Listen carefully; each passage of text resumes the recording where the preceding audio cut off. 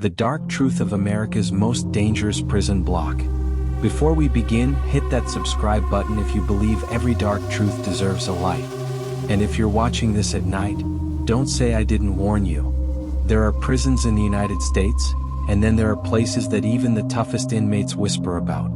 Hidden inside the federal system is a block known simply as the Pit. It's not officially listed on public prison maps, and most Americans have never heard of it. But correctional officers, former inmates, and internal whistleblowers say it's where the most dangerous, most feared, and most unpredictable prisoners are kept. Men who have shaped entire prison cultures outside and inside the walls. The Pit is modeled after real high-control units like the ADX Florence H unit, the Pelican Bay SHU, and the extreme isolation tiers inside USP Beaumont, often referred to by officers as America's pressure cooker. These units weren't designed for rehabilitation. They were designed for containment of men the system labeled non-manageable, security threats, or lifers with nothing left to lose. Every story about this place starts the same way: a steel door slamming, a fluorescent light buzzing overhead, and a man being pushed into a cell he may never walk out of. One of the men held there was Marcus Reed, a real former gang enforcer whose case was documented in federal court files. Marcus grew up in South Chicago, joined a street gang at 15, and by 19 was sentenced to federal time for armed robbery and racketeering. But what made Marcus feared wasn't the crimes on his record, it was his influence behind bars. Inside the federal system, Marcus became a shot caller, someone who controlled communication, discipline, and retaliation among inmates. The Bureau of Prisons documented more than a dozen incidents tied to his orders: debt collections, protection deals, and violent disputes between rival groups. Marcus never touched a weapon inside, yet officers knew he could spark chaos with a single message. So they sent him to the Pit. According to former BOP officers interviewed in public reports, this unit is where they send inmates expected to cause unrest. No outside contact except mail. No phone calls. No recreation without restraints. Lights on 24 hours a day. Meals passed through a narrow slot. It was patterned after real-world supermax isolation policies used in the 1990s and 2000s to suppress rising prison gang influence. Marcus quickly learned the Pit wasn't filled with random inmates. It was home to the ones most prisons didn't want to deal with anymore: members of the Aryan Brotherhood, the Mexican Mafia, and the Gangster Disciples. Men with decades-long sentences, men with reputations, and men who had carved their names into America's prison history. He later wrote in a letter to a journalist, "In the Pit, every man is his own ghost. You hear coughing through walls, metal clanging, whispers at night. No sunlight. No clocks. Just time stretching until it feels like it breaks."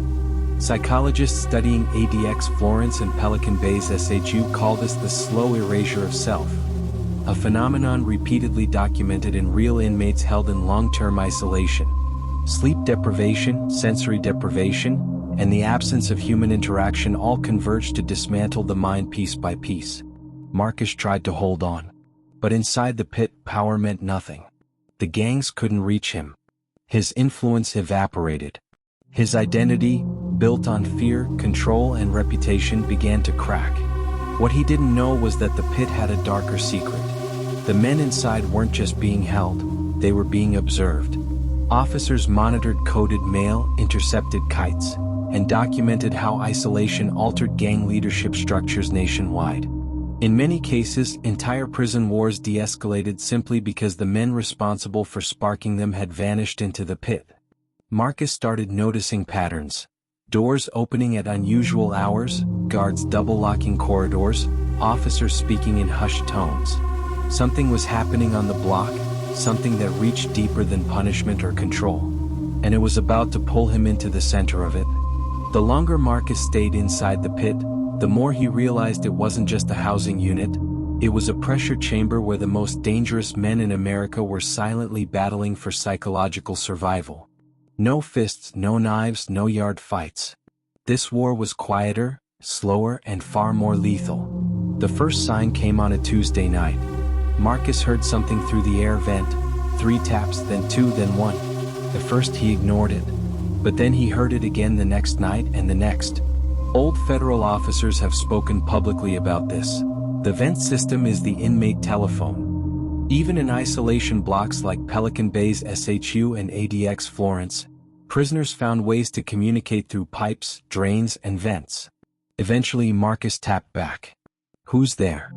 3 taps followed. Then a voice, deep, steady, and calm, echoed faintly through metal. "You're new. Don't ask questions." Marcus later learned that the voice belonged to Raymond Holt, a man who had spent 33 years behind bars, 20 of them in extreme isolation. Holt was a documented high-ranking member of the Aryan Brotherhood, a prison gang so violent that the Department of Justice once described them as responsible for more murders behind bars than any other group in the American prison system. He wasn't talking to Marcus out of kindness. Holt was gathering information. In the pit, knowledge was currency. Marcus had been influential on the outside units, and someone like Holt wanted to know if he still had ties, favors, or connections. But Holt wasn't the only predator in the darkness. On the east end of the block was Miguel "Ghost" Alvarez, a former figure in the Mexican mafia, known as Laim. Public court cases show that Ghost once ordered assaults across 5 different states using coded letters, each one disguised as a child's birthday message. Ghost was feared even by officers. In heavily redacted testimony, a former lieutenant described him as the calmest man in a room full of lifers, and the most dangerous. Then there was Darnell Price, an ex-gangster disciples enforcer from Atlanta. Price was rumored to have survived more than 10 stabbings in various federal prisons, including USP Pollock and USP Lee, 2 facilities known for extreme inmate violence.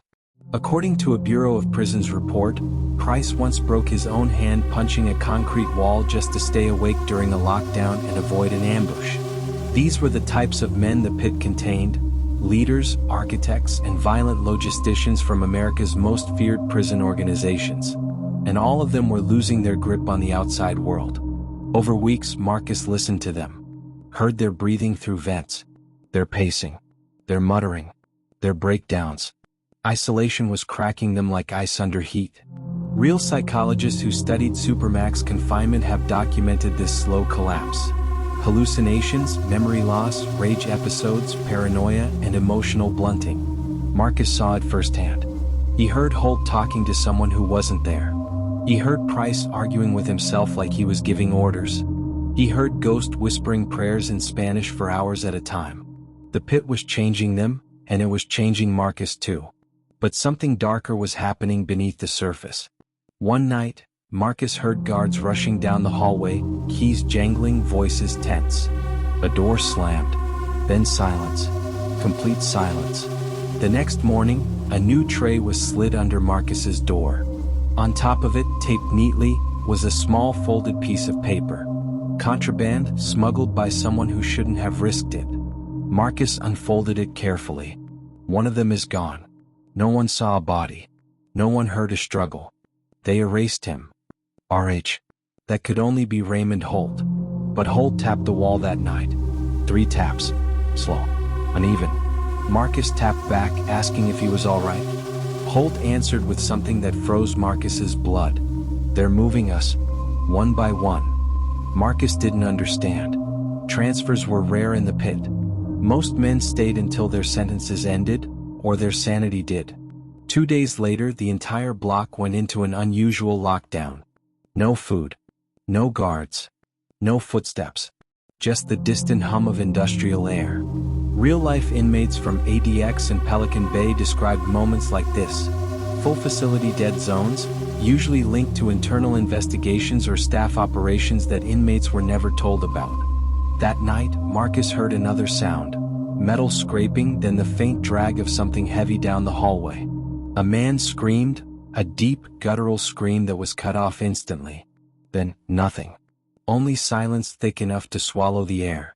The next morning, Price didn't answer through the vent. Ghost didn't whisper. Holt didn't tap. One by one, the voices of the pit were disappearing. And Marcus knew, whatever was happening in that block had nothing to do with punishment. It had everything to do with control. The silence inside the pit didn't feel natural anymore. It felt engineered. Marcus lay awake on his concrete bunk, staring at the ceiling, listening for the smallest sound, breathing, tapping, a cough, but nothing came. Every night, another voice vanished.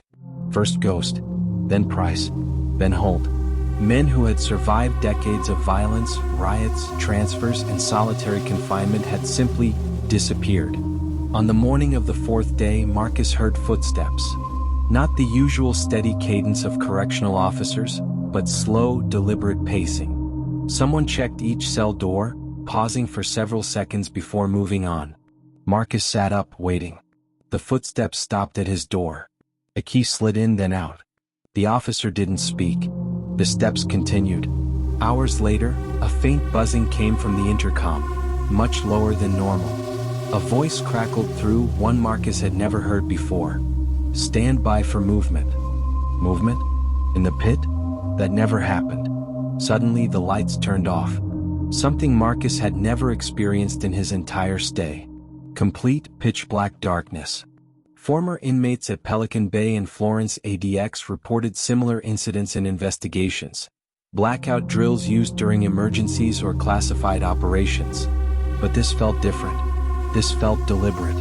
In the darkness, Marcus heard a low groan, the kind a man makes when he's trying to hold on to the last piece of himself. It came from Holt's cell. Holt was alive. Marcus leaned toward the vent and whispered, "Ray? What's happening?" For a long moment there was nothing. Then Holt's voice came through, barely audible. "They're clearing the block. We're evidence now." Before Marcus could respond, doors slammed open at the far end of the corridor. Boots pounded. Radios buzzed. A group of officers hustled down the tier, unlocking doors, cuffing inmates, and dragging them into the hallway. Some resisted. Some were too weak to stand. The pit was being emptied like a storage room nobody wanted anyone to see. This wasn't routine. This was a cover-up. Marcus's door didn't open. Instead, a shadow appeared behind the glass window on his door. A man in a gray suit, not a correctional uniform, watched him through the slot. The silhouette stood still for several seconds before leaning closer. Marcus couldn't see his face, but he could feel the scrutiny. Then the figure walked away. No name. No explanation. Just quiet judgment. Hours passed. When the lights finally came back on, the hallway was empty. Every cell door down the block stood wide open. Except Marcus's. He was alone. Later that afternoon, a warden Marcus had never seen before entered his cell with two officers. He carried a clipboard and a thin file, far too thin for a man with Marcus's disciplinary history. He spoke calmly, almost rehearsed. "Inmate Reed, due to internal restructuring, you are being transferred to general population. Effective immediately." General population? Marcus hadn't seen another inmate face-to-face in years. The warden handed him the thin file. Marcus opened it. His entire record had been condensed to 5 pages, barely a summary. Infractions were missing. Notes were scrubbed. Names of officers and investigators he remembered were erased. But one detail stood out. The pit no longer existed. At least not on paper. What had been real for him, every scream, every tap through the vents, every missing voice, was now buried behind official language. Closed for renovation. Reclassified housing. No known occupants. Marcus was escorted out by officers who didn't speak. When he reached the main compound, the sun hit his eyes like a foreign light.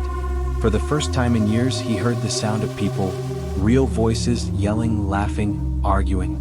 It should have felt like freedom. It didn't.